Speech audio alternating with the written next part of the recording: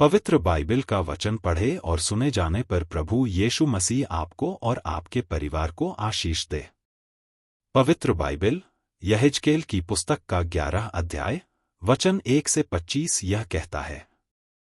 वचन 1 तब आत्मा ने मुझे उठाकर यहोवा के भवन के पूवी फाटक के पास, जिसका मुंह पूवी दिशा की ओर है, पहुंचा दिया, और वहां मैंने क्या देखा कि फाटक ही में 25 पुरुष हैं। और मैंने उनके बीच अज्जूर के पुत्र याजन्याह को और बनायाह के पुत्र पलत्याह को देखा, जो प्रजा के प्रधान थे। वचन 2 तब उसने मुझसे कहा, हे मनुष्य के संतान, जो मनुष्य इस नगर में अनर्थ कल्पना और बुरी युक्ति करते हैं, वे ये ही हैं। वचन 3 ये कहते हैं, घर बनाने का समय निकट नहीं, यह नगर हंडा और हम उसमें का मांस है। वचन 4 इसलिए हे मनुष्य के संतान, इनके विरुद्ध भविष्यद्वाणी कर, भविष्यद्वाणी। वचन 5 तब यहोवा का आत्मा मुझ पर उतरा और मुझसे कहा, ऐसा कह, यहोवा यों कहता है कि हे इस्राएल के घराने, तुमने ऐसा ही कहा है, जो कुछ तुम्हारे मन में आता है उसे मैं जानता हूं। वचन 6 तुमने तो इस नगर में बहुतों को मार डाला, वरन उसकी सड़कों को लोथों से भर दिया है। वचन 7 इस कारण प्रभु यहोवा यों कहता है कि जो मनुष्य तुमने इसमें मार डाले हैं, उनकी लोथिंग ही इस नगर रूपी हंडे में का मांस है, और तुम इसके बीच से निकाले जाओगे। वचन 8 तुम तलवार से डरते हो, और मैं तुम पर तलवार चलाऊंगा, प्रभु यहोवा की यही वाणी है। वचन 9 मैं तुमको इसमें से निकालकर परदेशियों के हाथ में कर दूंगा, और तुमको दंड दिलाऊंगा। वचन 10 तुम तलवार से मरकर गिरोगे, और मैं तुम्हारा मुकद्दमा इस्राएल के देश के सिवाने पर चुकाऊंगा, तब तुम जान लोगे कि मैं यहोवा हूं। वचन 11 यह नगर तुम्हारे लिए हंडा न बनेगा, और न तुम इसमें का मांस होगे, मैं तुम्हारा मुकद्दमा इस्राएल के देश के सिवाने पर चुकाऊंगा।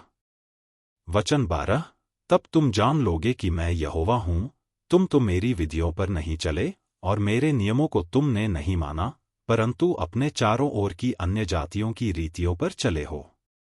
वचन 13 मैं इस प्रकार की भविष्यद्वाणी कर रहा था कि बनायाह का पुत्र पलत्याह मर गया। तब मैं मुंह के बल गिरकर ऊंचे शब्द से चिल्ला उठा और कहा, हाय प्रभु यहोवा, क्या तू इस्राएल के बचे हुओं को सत्यानाश कर डालेगा। वचन 14 तब यहोवा का यह वचन मेरे पास पहुंचा। वचन 15 हे मनुष्य के संतान, यरूशलेम के निवासियों ने तेरे निकट भाइयों से वरन इस्राएल के सारे घराने से भी कहा है कि तुम यहोवा के पास से दूर हो जाओ, यह देश हमारे ही अधिकार में दिया गया है। वचन 16 परंतु तू उनसे कह, प्रभु यहोवा यों कहता है कि मैंने तुमको दूर दूर की जातियों में बसाया और देश देश में तितर बितर कर दिया तो है, तो भी जिन देशों में तुम आए हुए हो, उनमें मैं स्वयं तुम्हारे लिए थोड़े दिन तक पवित्र स्थान ठहरूंगा। वचन 17 इसलिए उनसे कह, प्रभु यहोवा यों कहता है कि मैं तुमको जाति जाति के लोगों के बीच से बटोरूंगा, और जिन देशों में तुम तितर बितर किए गए हो, उनमें से तुमको इकट्ठा करूंगा, और तुम्हें इस्राएल की भूमि दूंगा। वचन 18 और वे वहां पहुंचकर उस देश की सब घृणित मूर्तें और सब घृणित काम भी उसमें से दूर करेंगे। वचन 19 और मैं उनका हृदय एक कर दूंगा, और उनके भीतर नई आत्मा उत्पन्न करूंगा, और उनकी देह में से पत्थर का सा हृदय निकालकर उन्हें मांस का हृदय दूंगा। वचन 20 जिससे वे मेरी विधियों पर नित चला करें और मेरे नियमों को माने, और वे मेरी प्रजा ठहरेंगे, और मैं उनका परमेश्वर ठहरूंगा। वचन 21 परंतु वे लोग जो अपनी घृणित मूर्तों और घृणित कामों में मन लगाकर चलते रहते हैं, उनको मैं ऐसा करूंगा कि उनकी चाल उन्हीं के सिर पर पड़ेगी, प्रभु यहोवा की यही वाणी है। वचन 22 इस पर करूबों ने अपने पंख उठाए, और पहिए उनके संग संग चले, और इस्राएल के परमेश्वर का तेज उनके ऊपर था। वचन 23 तब यहोवा का तेज नगर के बीच में से उठकर उस पर्वत पर ठहर गया जो नगर की पूर्व ओर है। वचन 24 फिर आत्मा ने मुझे उठाया, और परमेश्वर के आत्मा की शक्ति से दर्शन में मुझे कसदियों के देश में बंधुओं के पास पहुंचा दिया, और जो दर्शन मैंने पाया था वह लोप हो गया।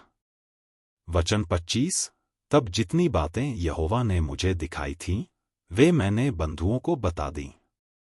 यदि आप विश्वास करते हैं तो यह वचन सभी विश्वासियों को भेजें और इस चैनल को प्रभु यीशु मसीह के नाम से सब्सक्राइब करें और आशीष प्राप्त करें। धन्यवाद।